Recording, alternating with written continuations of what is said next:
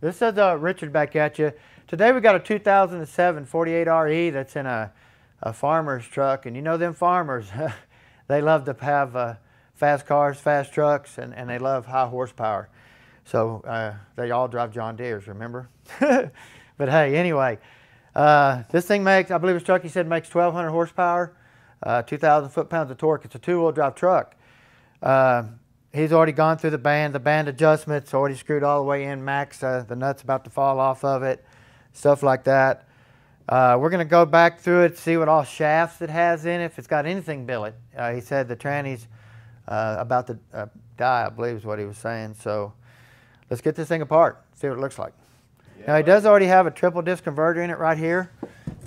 That was his right here. I don't know whose it is. It's got some type of pink paint, some blue paint, all that type of stuff on it.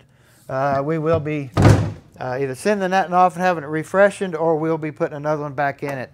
We'll be having to talk to the customer on that and see what he wants to do. So get some of this thing apart really quick.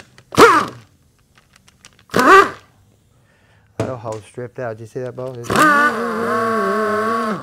Yep. The hole's already a goner.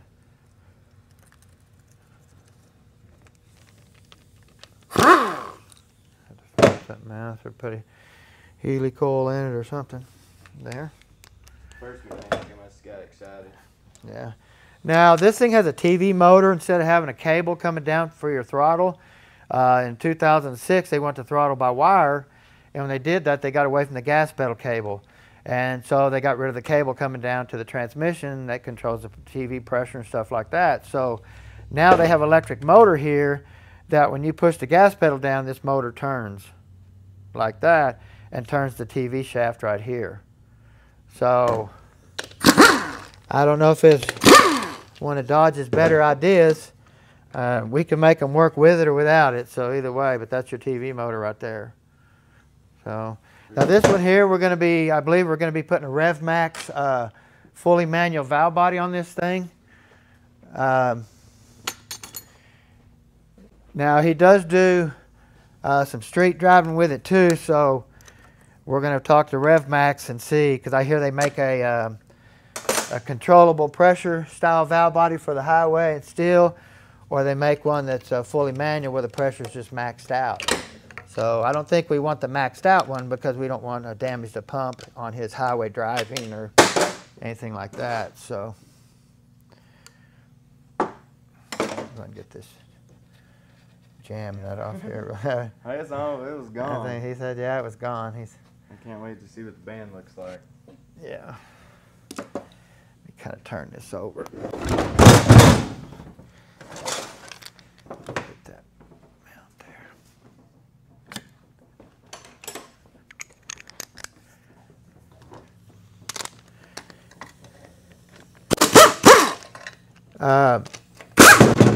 I have a two-wheel drive dually actually myself. It's an 03 that we bought brand new, that I have twin turbos on and everything like that. And I have a billet input shaft, billet converter, flywheel, and all that type of stuff. But I don't have a billet output shaft, and they don't even make it. And my truck made right at 800 and 1,200 foot-pounds of torque.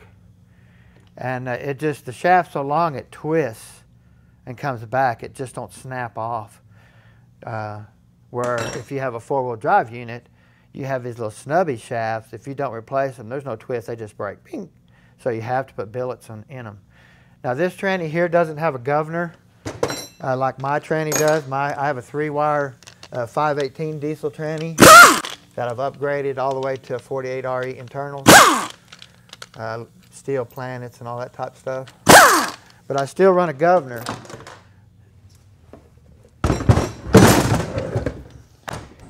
And my shaft's hollow because of the governor and stuff that works through it. But I've never broke it. And it's kind of, I'm shocked, but I physically have never broke it. I broke everything else.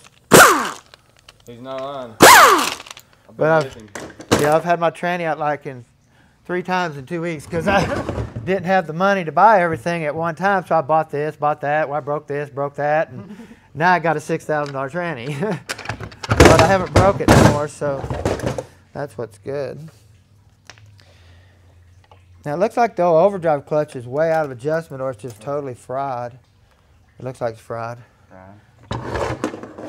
Nope. Out of adjustment, too. That's why. Now he does have the plate in it for an extra clutch to give it for fourth gear. But you got to be really careful on doing that, because if you don't set your clearances up in here, this clutch and the clutch in here will not last, because we have one piston doing two things. Now what we got is this piston right here applies this clutch. At the same time it applies this clutch, it pushes here and takes the direct clutch off at the exact same time. So if you get these clearances off, you could be pushing this clutch on the same time, and this one still be on. Mm. So you have to get this perfectly right. If not, you got timing clutch issues to where, I mean, you'll bring this clutch on, boom, burn that clutch right out of it, because this clutch is tiny, tiny compared to this clutch. Right. But we already see here that, you know, this, the red clutch didn't handle it. Now, when they do that, what they do is they take the wavy snap ring out right here. This snap ring goes in, the wavy one is taken out, and then they take this plate that's been machined, and now they have room to add another clutch and steel in here. That's how they do that. But we found out if you have a tow haul button, if you do that, you'll have customer complaints, because while tow haul's on, it'll have a really harsh downshift. So we found out that that's a no-haul, a no No-go. no-go. Hey, that sounds better. You got me on that one, Trent. Got you. Had a brain flutter for a minute. Yeah, that's all right. I'll get this out of here and I'll show you how long this shaft is. Now this shaft is a solid shaft, where my shaft physically has a governor mounted back here, and it's got holes going through it, and you'd think it'd break. Now you can see how this could twist. So that one's probably a little stronger than yours. Yeah, it don't look billet though. No. It looks like a standard shaft. Yeah. I'll have to take it apart and inspect it a little bit more. And look, normally the color of the metal is different. Right. So, but we got our big spring in here. We'll have to take out, change our bearing backing plate kit, stuff like that that we always do in one of my videos. I show you how dangerous it is.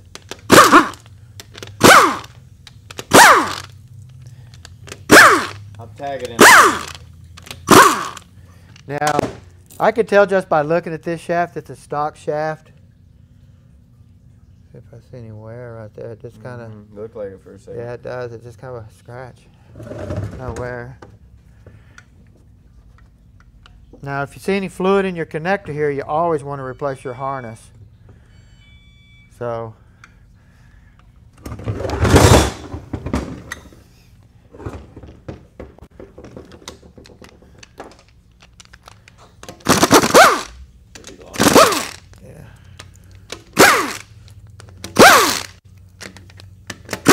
Now this is a carry-in, and you know how I feel about carry-ins. Now, but this guy drove 100 miles away from Lubbock, south of Amarillo, or north of Amarillo, and we get a lot of jobs from up there. You'd think they'd have a good tranny shop up there, but they don't. You can see those pans beat up pretty bad, and either definitely got to get a deep pan on this thing, get some fluid in here. Now we're gonna just basically looking to see what type of goodies it has in it, if it has any. Get this set a little better like that.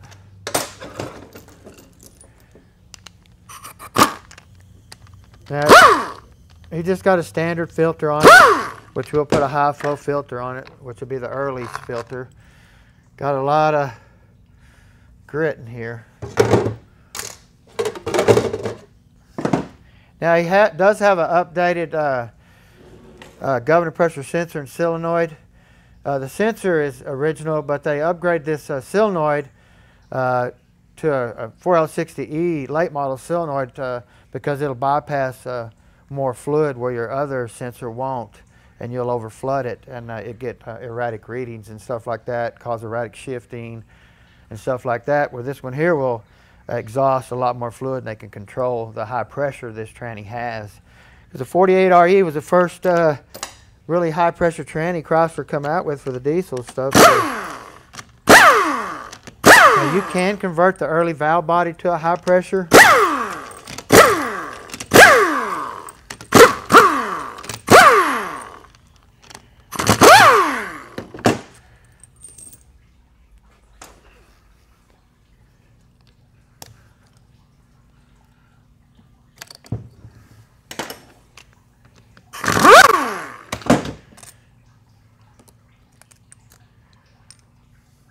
Cool little block they make. It's an aftermarket kit you can buy. They do work. So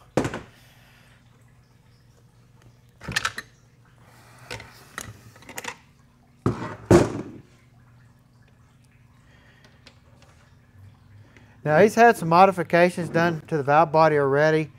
You know, your bracket that always breaks. He drilled the clamping hole for the lockup system. It's got a different pressure regulator valve. No holes there for lockup. We have to take the valve body apart and look at it and see what it looks like. I want to do that in probably a different video. That way I can kind of look at it since it's been modified probably on the inside. If we can learn anything, we're going to learn it. But either way, even though we're going to change the valve body out and put a different one on there, but we still want to look, see if we can learn something from somebody else. So. Now, it does have aftermarket band anchors and stuff. Look how thick them are. Dang. So, a lot of difference here in this stuff here. Dual ring servo piston right there.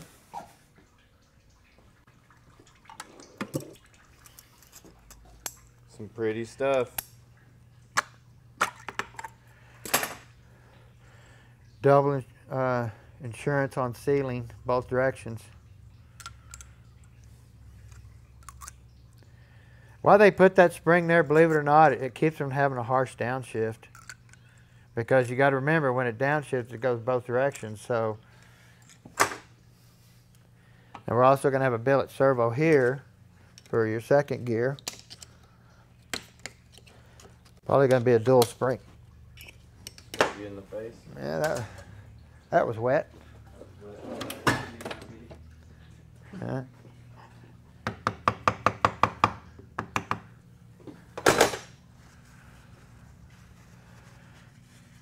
Normally that thing would just blow out of there, so I don't know why it's staying in here.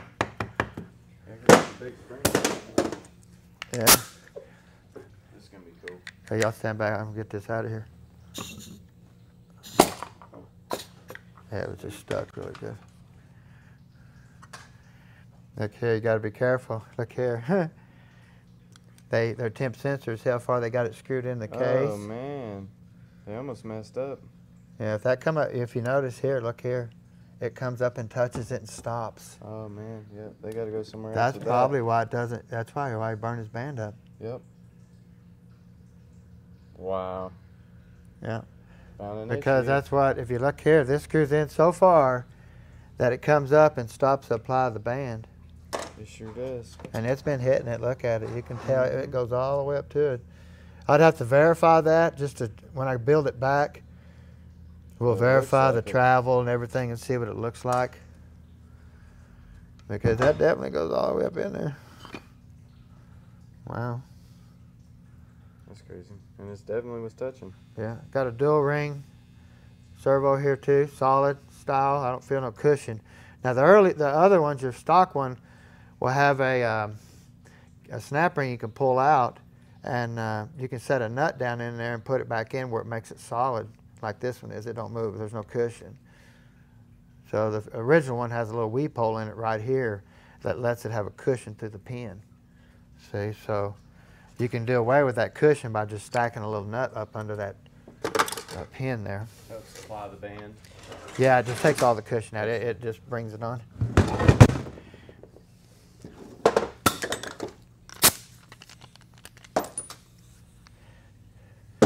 Now, if you notice here, look here. I noticed here I don't know if this is a repair sleeve. That's why they put this kit in there, or whatever. I don't know if that comes out. I'm not going to pull it out, but they shrunk that down right there. The case could have been damaged even. They make repair kits you can put in here to save these cases, because these diesel cases are about $500 or $600.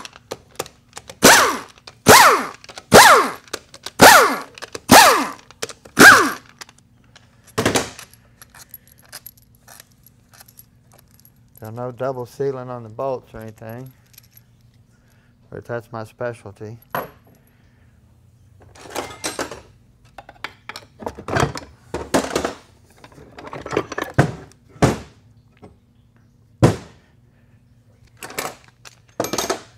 Does have some high pressure sealing rings.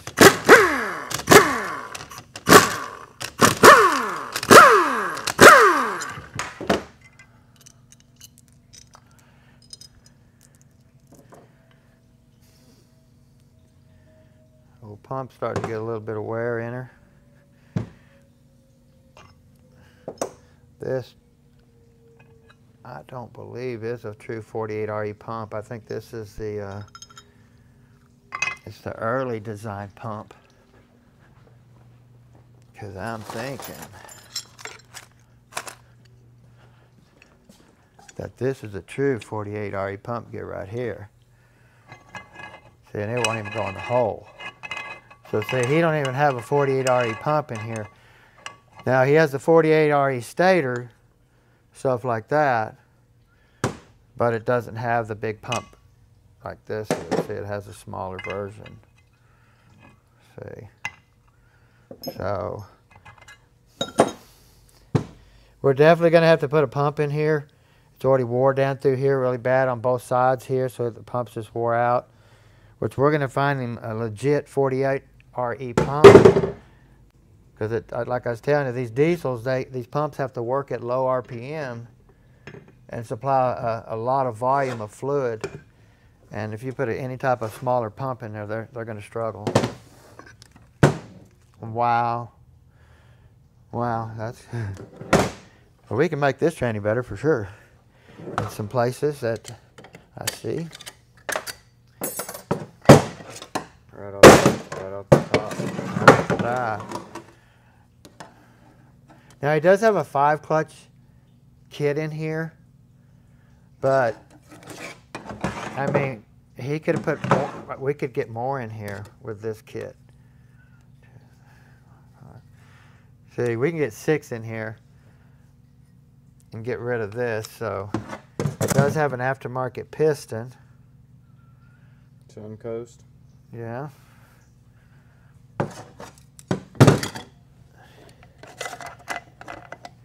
Of course, we're definitely going to go to a different band. She smoked. We'll go to an early 3-speed band. In my earlier video, I showed you guys what it looked like. Now, it does look like we do have a billet input shaft. I don't know the brand or anything. Let's see if we can see anything.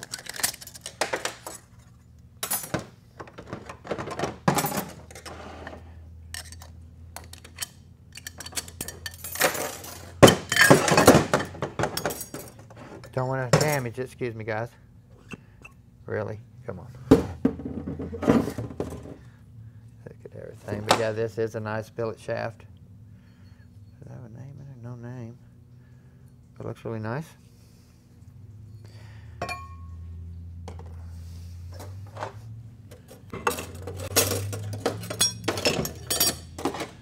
Look at the forward clutch here.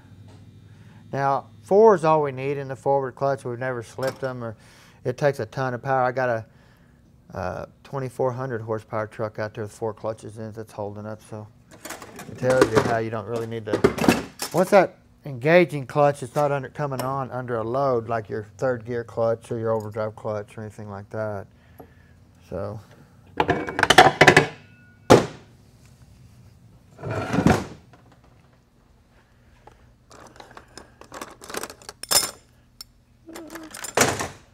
Shaft looks funny on the end.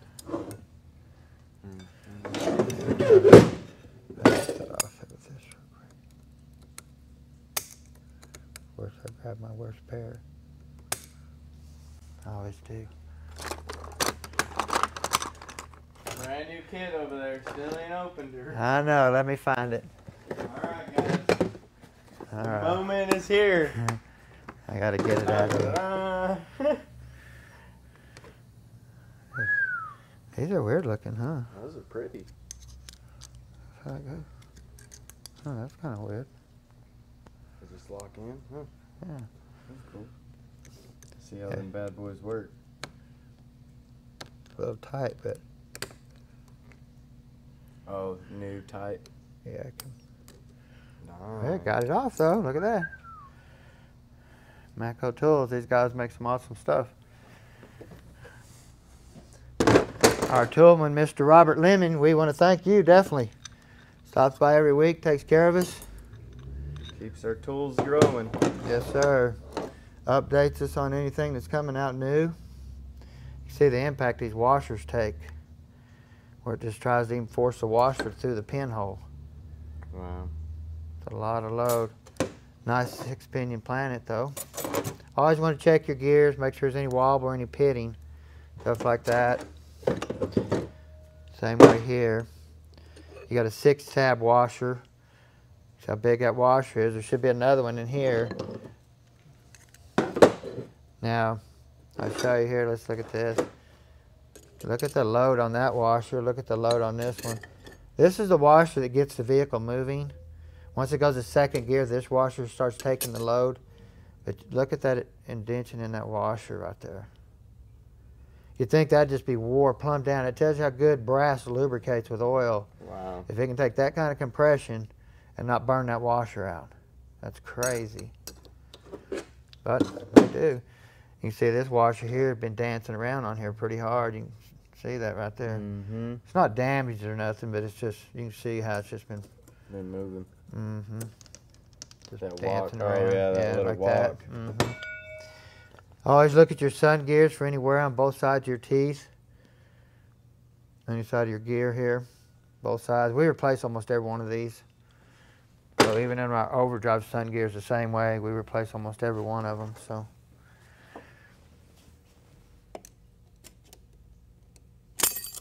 Dang, is that a new pair? Nope, this is my. Oh. It's broke in. See, it knows what Oh. to do. It's a new one, but it's broke in. Broke in. Now here we got some damage here starting to occur Oh, yeah. on this reverse drum right here. This is the drum your band goes around, and then you have your lower sprag that sets down in here. See, the reverse band is still good. You want to make sure these bands have a lot of spring to them, that way it comes off if you're doing any manually shifting or anything. Get this sprag out of here. Something in like that.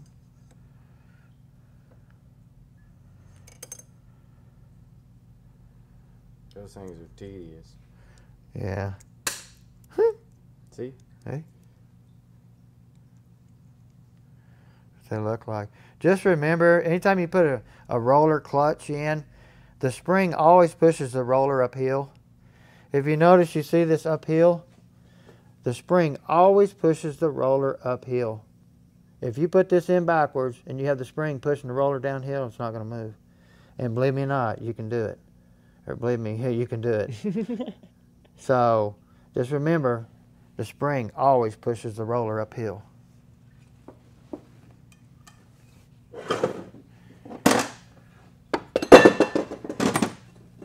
Now your cooler line flow comes into the case back here in the back, right here, and comes right directly through the case into this circuitry right here. And when it does, it comes right through this hole. When it does, it feeds this part right here with fresh oil right off the bat, because this part right here needs a ton of it. Because it sets in here, this drum spins on it like that. Actually, when we put a new piece in here, we'll enlarge this hole just a little bit to even flood it with more. Because you want a ton of oil on this thing, but you can see how it's already wore out. Got the grooves in it. It's got metal gone through it. Probably out of the converter, something like that. It's gotten a lot of trash gone through this thing. And it takes this piece out too. Once this grinds this up, this aluminum piece don't stand a chance. It just starts just tearing it all up. So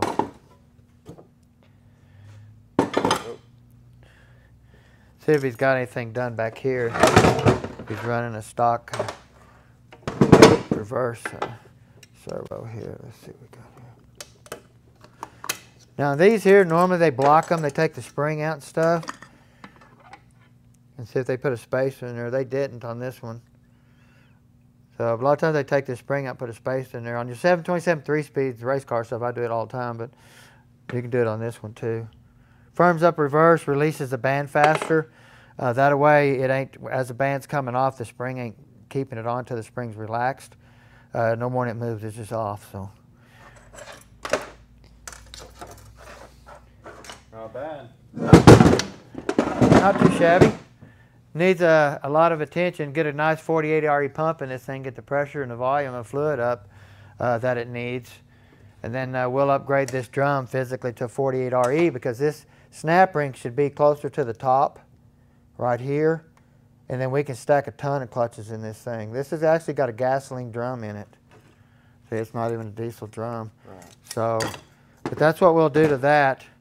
And we'll get this thing going, get a RevMax valve body and stuff. It's going to be a really nice unit. We're going to be excited for him. So if y'all need anything, give us a holler at Precision Transmissions. Y'all have a great day.